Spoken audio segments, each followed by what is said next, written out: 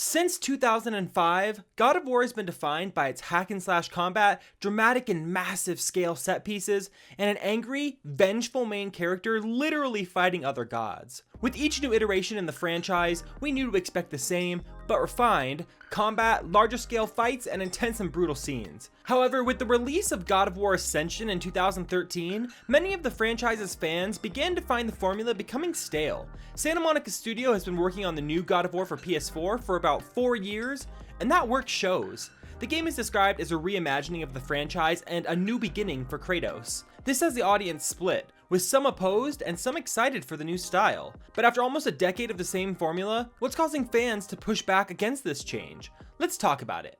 By the way, all the links to the sources used in this video will be linked in the description.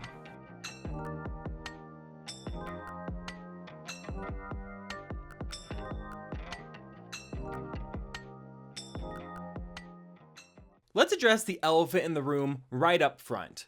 God of War is being compared to The Last of Us and Dark Souls in both positive and negative ways.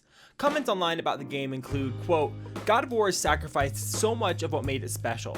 Barlog might have a history of working on God of War, but it's very clear he's out of touch with the spirit of the franchise, end quote. And quote, nice of Sony to give us a preview of The Last of Us Part 2 with the God of War skin on it. So much AAA these days looks the same. Where's the combat system, the engaging mechanics? An open world with crafting elements and a useless partner AI is not exciting or interesting to me. And last, quote, I hate the new God of War, taking an awesome established formula and just tossing it out of the window for slow-paced Dark Souls gameplay. There are also many who share the sentiment that the more they hear about the new God of War, the less excited they become. Well, The Last of Us is one of the shining pillars of last-gen gaming, and Dark Souls is a legendary and beloved franchise to this day. It's interesting that even though God of War Ascension didn't sell all that well, there are still people who want the same old formula. The problem is, the days of angry one-liner Kratos raging around and killing gods simply for the sake of killing them are over. Now, players are confronted with Kratos taking on the mantle of a father and trying to overcome his past. Seeing as the biggest complaints about the God of War series include Kratos being a bland and boring character, the game's mechanics getting stale, and the desire for something different, the new God of War is working to address all of those issues. Each change the company is making necessitates the other, and the new God of War is actually doing some very innovative things.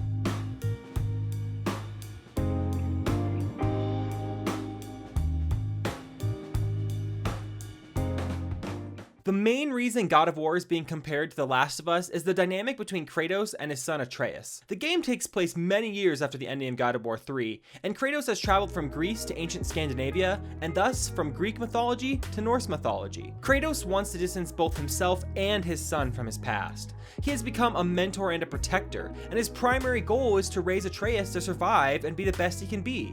For this, Kratos needed depth and emotion.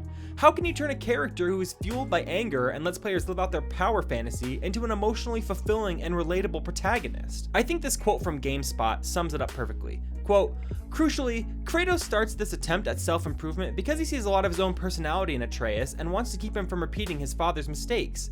This gives him an arc similar to that of Joel in The Last of Us, a hard, cynical man forced to soften when he's given the responsibility of parenthood, end quote. Rather than embrace his rage and rampage through this new land, Kratos has to learn how to temper his anger and how to be a responsible parent and raise Atreus without the weakness of character he possesses. The journey is not only about Kratos coming to terms with his past and all the actions he had committed. It's also about how a broken, immensely powerful demigod can raise a child in a strange land bent on his destruction due to that same past. In my eyes, there's no better way to flesh out Kratos that also allows him to keep a semblance of who he once was. Without Atreus being there as a constant reminder of why he's doing what he's doing, who he once was, and who he needs to become, there wouldn't be a reasonable way to explain the change we see in him. All the while, Atreus has the potential to be like his father or to take a new path, and Kratos has to keep himself in check as he realizes the scope of his influence on another powerful being. In truth, I think Atreus is going to be the redeeming factor of God of War on PS4. As the catalyst of Kratos' character development, a new force in his own right full of potential, and a companion character in a series that years ago we never thought would need one, Atreus is a real game changer for God of War. But there's much more changing than just the story and plot.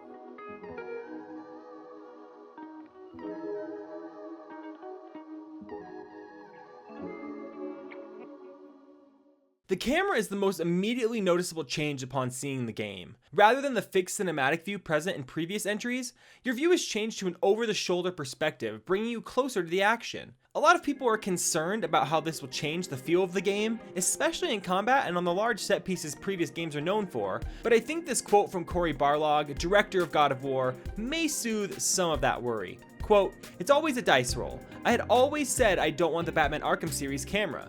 I wanted it really close and my lead combat guy was really against it. He said, leave me alone for a couple days and I'm gonna do some experiments with the camera. Then when he came back, he chose a camera that was closer than I was expecting. We started throwing a few ideas around and talking to other people. I think with all the different tricks in our arsenal, we're going to be able to make it feel amazing," end quote. This is a change that, again, was necessitated by the dynamic between Atreus and Kratos. With the faraway fixed cinematic camera, you want to be able to get the tender moments, the worry and the anger, and the nuances between characters that you can get with an over-the-shoulder camera. Seeing Atreus walking with you and turning around to talk with you that close is much more intimate than if we're only made to be a cinematic, distant shot. What are you doing? Now his guard is up. Only fire. Only fire when I tell you to fire. We have seen for decades in film and other mediums how storytelling can be made or broken by improper camera work. In this way, God of War is showing it's maturing into the medium the same way film once had to. To quote from Barlog again concerning the main motivation of the story, quote, "This whole game, it's all about family, all about relationships. You can't always do it alone. That's the lesson Kratos has to learn. I think through and through, the relationship between these two characters, it's the way you get to see it change from the beginning to the end. By the end, the kid's not a burden. When he gets better, you feel responsible for that. In other games, you feel like all you're doing is upgrading. In this one, I feel like you're proud of the kid," end quote. How do you expect to see a relationship form, change, and develop when you can hardly even see the characters and their expressions? But there's more to the camera than just the story. Another facet of the game that benefits from the over-the-shoulder camera is the fact that the entire game is all one shot. That's right, there's not a single cut anywhere in the game. While you can obviously pause, go to menus, and quit the game and pick it back up, the game will never cut away to a cutscene or loading screen. On a game of this scale, with a deep story, incredibly high definition graphics, intense combat, and vast changes in landscape, the fact that the entire game is in one shot is nothing short of incredible. Part of the reason the over-the-shoulder camera benefits the approach is that there does not have to be a multitude of different scenes, but rather one continuous scene with many different situations. A person previewing the game talked about how when Kratos was hit and launched across the area, the camera followed Kratos the whole way and never left the shoulder view. This has never been done on such a scale in a AAA title before, and I'm so excited to see how Santa Monica Studio implements it. So, in the end, I think the Last of Us comparisons only serve to stand as a testimony to the strengths of the new God of War.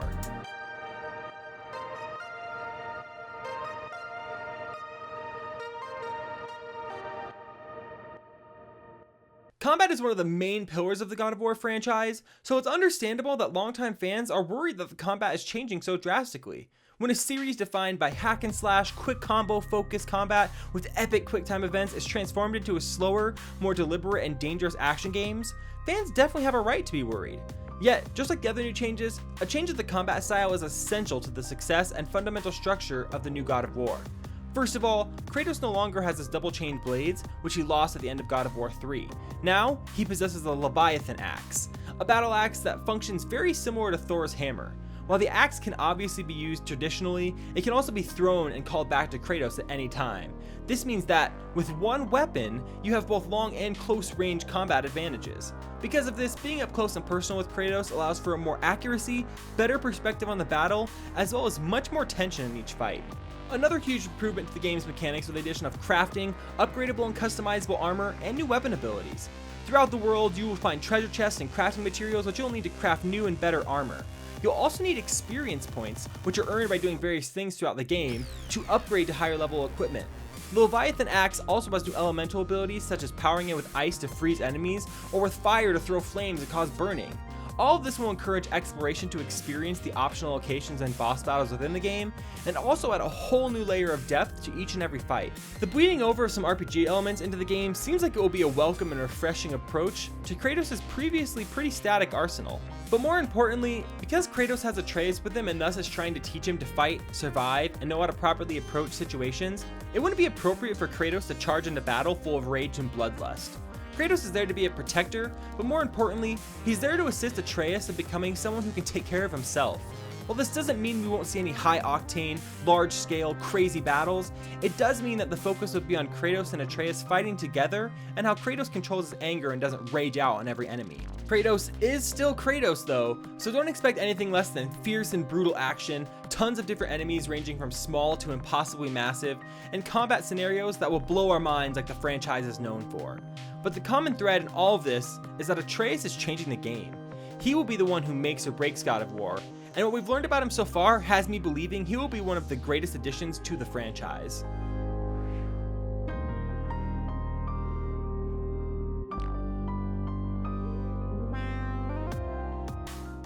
In The Last of Us, both Ellie and Joel were essential characters and both were just as important as the other. I feel this will be the same sentiment in God of War, except there have been years of improvement in technology, AI, and an understanding of what needs to be improved with a constant partner character since then. From what we've seen, Atreus is an AI that will actually assist in combat, be important in solving puzzles and overcoming obstacles, and provide significant story progression. In the end, he'll be someone you truly come to care about. When it comes to combat, Atreus is equipped with a bow and arrow which will have similar elemental abilities to Kratos' Leviathan axe. Also, Atreus is much closer and willing to use his innate magical powers than Kratos is. Atreus is said to be much more connected to the world and to nature than Kratos, and thus his abilities and combat style will differ significantly from his father's. This is refreshing to hear because it means that not only will Atreus actually make a difference in battle, but also that he will provide variety in situational strategy and the flow of fights. While you can't directly control what Atreus does, there are some relatively simple commands you can do with him. The extent of those is not yet known, but what really matters to me is that when it comes to the actual fighting in the game, Atreus will serve as an extra layer of complexity and variety. As someone who also got tired of the previous game's combat, this is exciting. The really intriguing aspect of Atreus' character will be his inner turmoil as he tries to choose his future. Odin is sending all kinds of monsters and gods after Kratos, and Atreus doesn't understand why and what's happening. He will learn about Kratos' dark past, his many deeds, and have to decide if he wants to be like his father or forge an entirely new path. At this point, we have no idea where Kratos or Atreus will end up at the end of this game, which is super exciting for a franchise that has been relatively predictable throughout its run. For the first time in a God of War game, we're in a foreign land with foreign enemies, new characters, and no idea about how they got there, where they're going, or where they'll end up. With all of the changes we've talked about, what excites me most about this game is what it means for the future of the God of War franchise.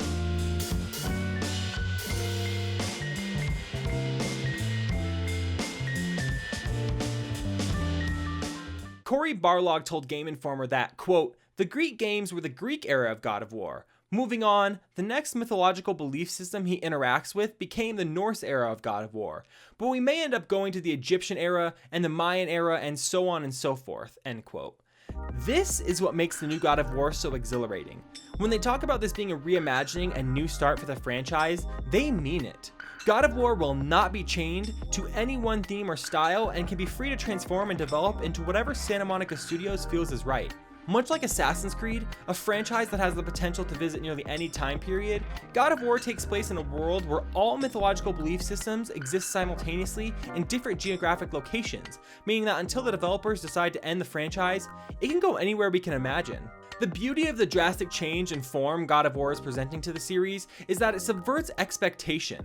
Gone are the days of predictable sequels, very similar but refined game mechanics, and simply upping the scale and velocity of each entry. We no longer know what to expect from God of War, besides the staples which will always stand as pillars for the series. God of War will always have fierce, brutal, and engaging combat, a beautiful world filled with monsters, demons, and mythological gods, and large-scale set pieces that continue to wow its players. However, we now have even more to look forward to. Deep, compelling storytelling will hopefully become a mainstay in the franchise, character progression, both in terms of upgrades, crafting, and abilities, as well as each person having a story arc and changing throughout the game, and new lands with new enemies, new allies, and a very different landscape are all on the table.